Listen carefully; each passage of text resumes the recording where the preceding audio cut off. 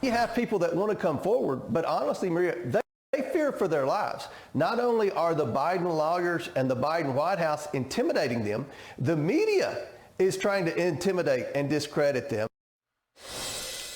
That was House Oversight Committee Chairman James Comer on this program earlier this year on the pressure that whistleblowers and witnesses are facing for exposing the Biden family business dealings.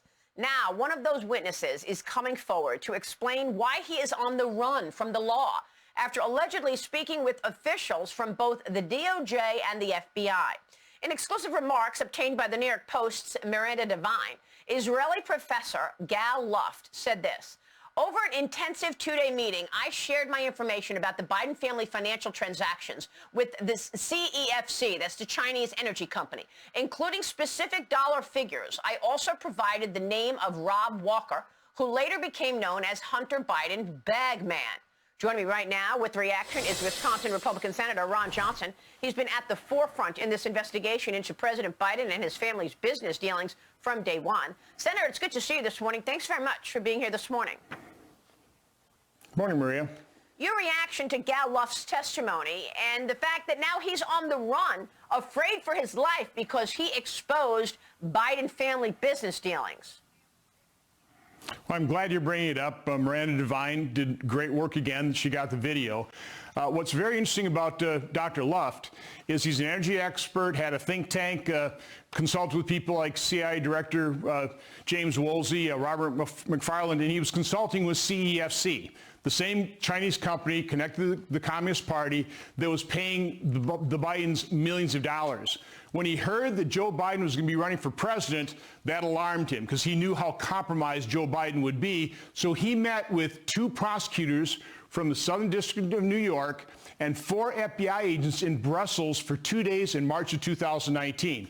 What's interesting about those individuals, one of the prosecutors from the Southern District of New York is the same prosecutor that prosecuted Patrick Ho, the money launderer that paid Hunter Biden $1 million to defend him. And in that trial, he prevented the name of Biden's from being brought into court. Also, one of the FBI agents was the same agent then that signed the subpoena from the Hunter Biden laptop. So, you know, what Dr. Luft has shown is the same financial transactions, the millions of dollars, the $100,000 per month retainer for Hunter, $65,000 for James Biden, paid by CEFC. He's got a wealth of information, but they never followed up on that meeting. Instead, they arrested him in Cyprus to silence him. They could have gone to Israel. He resides in Israel. We have extradition treaties, but they instead arrest him in Cyprus. Now, he's literally fleeing for his life right now. He's on the run. He's an important witness. He needs to be granted immunity to be able to testify and tell his story. Well, how are we ever going to get to the bottom of all of this if the people who are abusing power are still in power? It's the same with the Russia collusion story. All of those people who pushed Russia collusion aggressively are now, I mean, many of them are actually in Biden's cabinet. Look at Jake Sullivan. He was the one pushing the story for Hillary Clinton. So what are we going to do, and what can you do as an elected official to ensure that this corruption is exposed? Well, we have to keep exposing the truth. We need more whistleblowers coming forward. But they've done a really good job of setting up their procedures in the FBI, in the Department of Justice, to insulate themselves from scrutiny. I mean, look at the letters that David Weiss sent to Jim Jordan in June 7th, June 30th. You know, basically giving Jim Jordan the middle finger. You know, you can't investigate us because we have an active investigation. That's what they always use as the excuse. So they've insulated themselves from scrutiny. It's very difficult. But, you know, one indication of the problem we have in terms of the multiple tier system of justice here is Robert Mueller, in less than 2 years, spent $32 million on his special counsel investigation on a complete hoax, on a false narrative that the Obama administration knew was perpetrated by Hillary Clinton as a dirty trick, the Russian collusion with Trump hoax. $32 million. John Durham, in over 3 years, only spent $7.7 million and delivered virtually nothing. Certainly prevented Senator Grassley and I from investigating the corrupt Russian collusion investigation.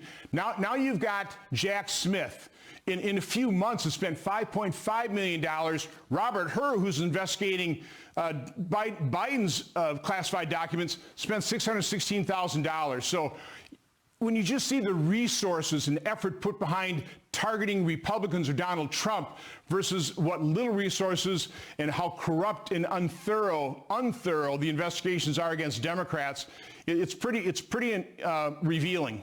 Well, that's incredible. Those numbers are speaking for themselves. You're talking about $616,000 spent by Robert Hur to look at the Biden classified documents mess, compared with Jack Smith at $5.5 million ongoing just in a couple of months. People did not understand.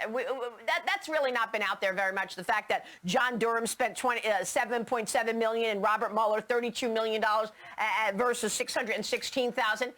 For her, really extraordinary. You say that there are 3 scandals that we need to focus on. The scandal of the Biden family influence peddling, the scandal of the federal agencies ignoring crimes from Democrats in plain sight, and the scandal of the media completely ignoring all of it. Yeah, I mean, let's face it. What evidence are we going to have to develop before the mainstream media actually pays attention to the corruption of the Bidens? You know, one of the reasons John Durham wasn't able to get convictions is I think the jury took a look at the bad actors in those cases were literally the FBI.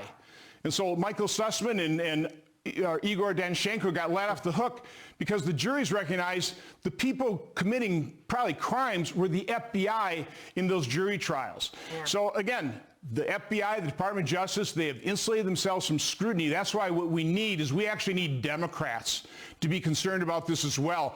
We need the majority in the Senate so I can be chairman of the Permanent Subcommittee on Investigations, and we need to hold these people accountable by first exposing the truth, which is difficult to dig up. Yeah, that's pretty extraordinary stuff right now, Senator. Thanks very much for reacting and for your time this morning.